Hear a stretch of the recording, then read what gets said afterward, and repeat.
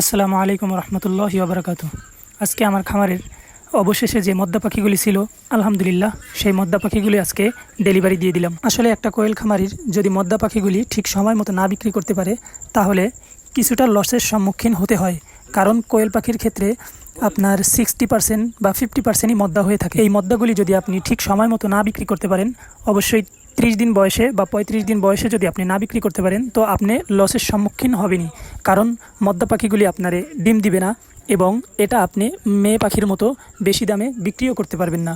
তো সেই ক্ষেত্রে আপনারা যারা কোয়েল খামারি তারা অবশ্যই আগে বেশি সংখ্যক মদ্দা পাখি বিক্রি করার জায়গা আগে ঠিকমতো বেছে রাখবেন, বা যে জায়গা মদ্দা পাখিগুলি দিবেন ওই জায়গাটা আগে গোছানোর পরেই আপনি বেশি করে বাচ্চা উৎপাদন করার চেষ্টা করবেন। তো ঠিক জায়গাটা আপনি যদি গুছাই রাখতে পারেন সেই ক্ষেত্রে আপনি বেশি করে বাচ্চা উৎপাদন করতে পারবেন।